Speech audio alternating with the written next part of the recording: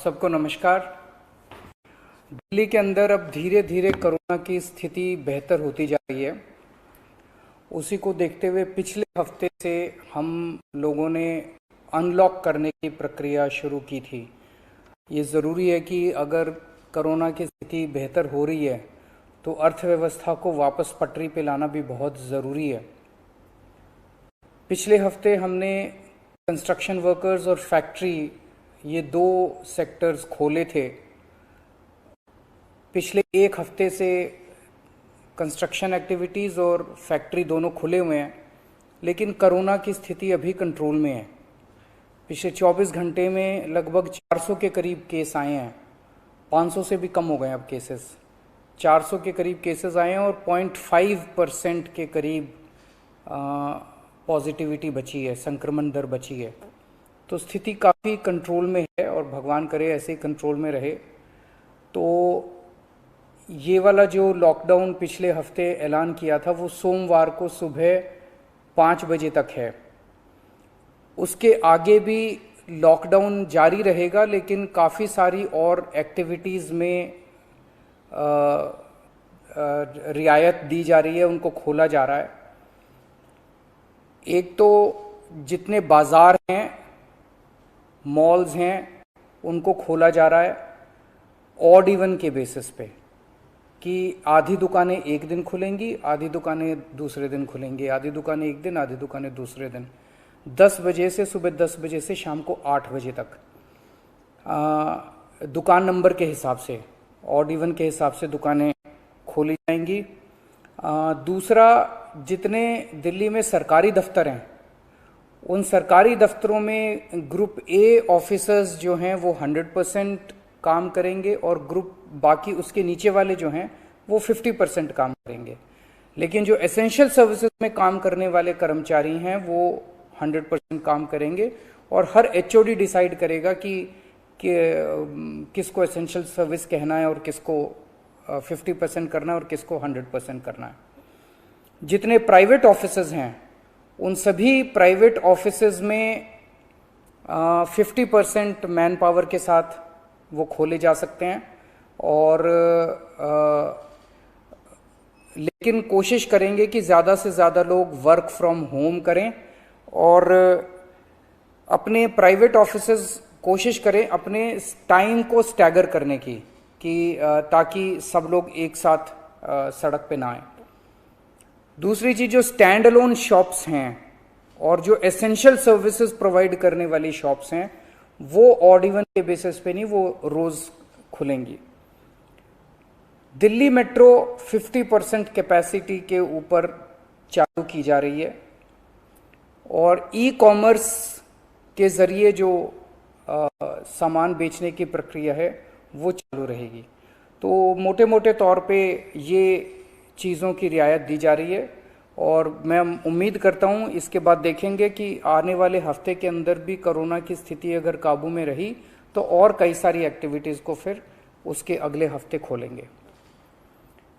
Third wave कहा जा रहा है, एक्सपर्ट्स कह रहे हैं कि थर्ड वेव आएगी। कब आएगी, कितनी भयावह होगी, इसके बारे में किसी को कोई जानकारी नहीं है। लेकिन एक जिम्मेदार सरकार होने के नाते हमारी जिम्मेदारी बनती है कि उसकी पूरी तरह से हम तैयारी करें, ताकि अगर थर्ड वेव आती है, अगर बहुत भयानक होती है, तो सरकार उस वक्त जनता के लिए तैयार हो। इसकी तैयारियां पूरे जोर शोर से दिल्ली सरकार के अंदर चल रही हैं और कल लगभग 6 घंटे तक मैंने 2 अलग अलग मीटिंग ली, एक्सपर्ट्स के साथ बात की, जिन ऑफिसर्स ने अभी कोरोना के दौरान काम किया था उनके साथ बात की। हमने 2 कमिटीज़ बनाई हैं, उन दोनों कमिटीज़ के साथ मैंने बहुत डिटेल में चर्चा की। एक चीज़ हम लोगों को ये तय करनी थी, इस बार कोरोना की जो पीक आई थी, मतलब एक दिन में मैक्सिमम कितने केस आए, लगभग 28,000 के करीब केसेस आए थे एक दिन में, 22 या 23 अप्रैल के आसपास। अगली पीक कितनी हो सकती है, तो ये तय किया गया कि अगली पीक 37,000, एक्सपर्ट्स के साथ बात करके, ऑफिसर्स के साथ बात करके, सबके साथ बात करके, कि 37,000 पीक मान के इसकी तैयारी शुरू की जाए। इसका मतलब ये नहीं है कि अगर इससे ज़्यादा की पीक आएगी तो हम तैयार नहीं हैं, हम उसके लिए भी तैयार हैं, लेकिन एक तरह से 37,000 के बेस के ऊपर अगर हम तैयार हो गए तो फिर अगर उससे भी कहीं ज़्यादा पीक आती है तो उसकी भी तैयारी हम लोग, उसकी भी, अगर 37,000 की तैयारी हमारी है तो फिर मान लीजिए और ज़्यादा आती है तो उसकी तैयारी तो होगी उसके लिए हम ज़्यादा तैयार हो पाएंगे। तो 37,000 को एक तरह से बेस माना जा रहा है। 37,000 की पीक की तैयारी के हिसाब से अब सारे कैलकुलेशंस किए जा रहे हैं कि अगर 37,000 की पीक आती है तो कितने बेड्स की ज़रूरत पड़ेगी, कितने आईसीयू की ज़रूरत पड़ेगी, कितने उसमें से बच्चों वाले होने चाहिए, कितनी ऑक्सीजन की ज़रूरत पड़ेगी, ये सारी चीज़ें, अब कितनी दवाइयों की ज़रूरत पड़ेगी, ये सारी चीज़ें अब कैलकुलेट की जा रही हैं। एक पीडियाट्रिक टास्क फोर्स अलग से बनाई गई है। वो पीडियाट्रिक टास्क फोर्स ये तय करेगी कि जितने हमारे ऑक्सीजन बेड्स होंगे उसमें से कितने बच्चों के होने चाहिए, जितने आईसीयू बेड्स होंगे उसमें से कितने बच्चों के होने चाहिए। जो बच्चों के होंगे उसके लिए फिर अलग किस्म का सारा इक्विपमेंट होगा, उसका अलग किस्म के मास्क होंगे, अलग किस्म का ऑक्सीजन का मास्क होगा, उसकी सारी चीज़ें अलग होंगी। वो पीडियाट्रिक टास्क फोर्स बना दी गई है कल, वो अलग से अपनी तैयारी करके अपनी रिकमेंडेशंस देगी। इस बार ऑक्सीजन की बड़ी कमी हुई थी और ऑक्सीजन की कमी की वजह से हम लोगों ने देखा कि कई बार ऐसे हुआ था जब ऑक्सीजन बेड्स नहीं मिले थे, ऑक्सीजन के लिए काफ़ी संघर्ष करना पड़ा था। अल्टीमेटली अपने को सुप्रीम कोर्ट के इंटरवेंशन के बाद केंद्र सरकार के सहयोग से अपने को ऑक्सीजन मिली, लेकिन जब तक ऑक्सीजन नहीं मिली तब तक दिल्ली में त्राही त्राही मच गई थी। अगली वेव अगर आती है तो हम नहीं चाहते कि इस तरह की दिल्ली के अंदर त्राही त्राही मचे, तो ये तय किया गया, इसकी तैयारी शुरू कर दी गई। 420 टन ऑक्सीजन की स्टोरेज कैपेसिटी तैयार की जा रही है।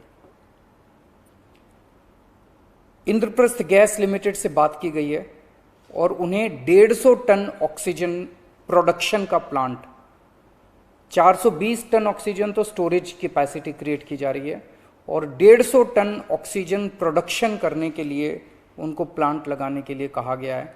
उन्होंने कहा 18 महीने लगेंगे, लेकिन जो भी है शुरुआत कहीं ना कहीं तो अपने को करनी पड़ेगी। इसके अलावा इस बार सबसे बड़ी दिक्कत आई थी टैंकरों की। ऑक्सीजन के टैंकर नहीं थे दिल्ली में, दिल्ली इंडस्ट्रियल स्टेट नहीं है, इसीलिए अपने पास ऑक्सीजन टैंकर है ही नहीं दिल्ली में। तो 25 ऑक्सीजन टैंकर्स खरीदे जा रहे हैं ताकि अगर इस तरह की दिक्कत आए ऑक्सीजन की तो हमारे पास अपने टैंकर होने चाहिए। 64 छोटे छोटे ऑक्सीजन के प्लांट्स लगाए जा रहे हैं, वो ऑलरेडी लग रहे हैं और हमें उम्मीद है कि अगले कुछ हफ्तों के अंदर, 1-2 महीने के अंदर ये 64 ऑक्सीजन प्लांट्स लग के तैयार हो जाएंगे। अब ये जो हमने डिसाइड किया कि 37,000 केसेस की पीक के हिसाब से हम काम करेंगे, तो उसके हिसाब से तय किया जाएगा कि कितने ऑक्सीजन बेड्स की ज़रूरत होगी, कितने आईसीयू बेड्स की ज़रूरत होगी। उसके हिसाब से फिर तय किया जाएगा कि कितने ऑक्सीजन सिलेंडर्स की ज़रूरत होगी। जैसे अभी थोड़े दिन पहले हमने 6,000 सिलेंडर चाइना से इंपोर्ट किए थे, तो और कितने ऑक्सीजन सिलेंडर्स की ज़रूरत होगी और कितने ऑक्सीजन कॉन्सेंट्रेटर्स की ज़रूरत होगी। अगले आने वाले 1-2 महीने के अंदर ढेर सारे ऑक्सीजन कॉन्सेंट्रेटर्स दिल्ली सरकार खरीदने जा रही है। दवाइयों को लेकर 2 अहम निर्णय किए गए। एक तो ये कि इस वेव में ये देखा गया कि व्हाट्सएप खूब तेजी से, व्हाट्सएप के ऊपर दवाइयाँ खूब तेजी से प्रिस्क्राइब की जा रही थी और उसके ऊपर मतलब बात फैल जाए कि ये दवाई बड़ी अच्छी है, तो पूरे समाज के अंदर, पूरे शहर के अंदर, पूरे देश के अंदर उस दवाई की अफरा तफरी मच जाती है। तो एक डॉक्टर्स की और एक्सपर्ट्स की टीम बनाई जाएगी। अगर किसी दवाई की डिमांड होती है तो वो डॉक्टर्स एग्जामिन करके बताएं कि इस दवाई से कोरोना में फायदा होगा कि नहीं होगा। अगर डॉक्टर कहते हैं होगा तो सरकार उस दवाई को मुहैया कराने की कोशिश करेगी, और डॉक्टर अगर कहते हैं कि ये दवाई बिल्कुल बेकार है, इससे कोरोना में कोई फायदा नहीं होगा और लोग इसके पीछे भागना बंद करें, तो जनता को उसके बारे में जागरूक किया जाएगा कि इस दवाई के पीछे भागना बंद कीजिए। एक ये। दूसरा, जो जो इम्पॉर्टेंट दवाइयाँ हैं उनकी लिस्टें बना ली गई हैं, उसका कितना स्टॉक चाहिए होगा उतना बफर स्टॉक क्रिएट किया जाएगा। एक्सपायरी डेट्स किस दवाई की कितनी है, एक्सपायरी डेट्स को ध्यान में रखते हुए उन सभी दवाइयों का बफर स्टॉक क्रिएट किया जा रहा है, ताकि अगर जरूर, और प्राइवेट अस्पतालों के भी आदेश दिए जा रहे हैं कि वो भी अपने बफर स्टॉक्स इस तरह से तैयार रखें ताकि अगर महामारी आती है तो हम उसके लिए तैयार रहें। इसके अलावा 2 जीनोम सीक्वेंसिंग लैब्स बनाई जा रही हैं LNJP हॉस्पिटल में और ILBS में, ताकि हमें भी पता रहे कि दिल्ली के अंदर जो भी वेरिएंट आ रहा है वो वेरिएंट कौन सा वेरिएंट है, पुराने वाला है या कोई नया वेरिएंट आ गया है, और हमें इस बारे में क्या एहतियात बरतने की ज़रूरत है, हम एक्सपर्ट से पूछ सकते हैं। तो ये बहुत सारी चीज़ें कल चर्चा हुई, ये कुछ चीज़ें मैंने आपको बताई हैं और आपको यही आश्वासन देना चाहता हूँ कि आपकी सरकार पूरी तरह से 24 घंटे लगी हुई है इसमें। मैं उम्मीद करता हूँ कि अब कोई तीसरी वेव नहीं आनी चाहिए, उसके पहले हम कोशिश करेंगे अपने लोगों को वैक्सीनेट कर दें, लेकिन अगर तीसरी वेव आती है तो लोगों को तकलीफ़ नहीं होनी चाहिए, इसके बारे में हम पूरी कोशिश करेंगे। नमस्कार। नवभारत टुडे की वीडियोस को सबसे पहले देखने के लिए चैनल को करें like, subscribe and don't forget to hit the bell icon.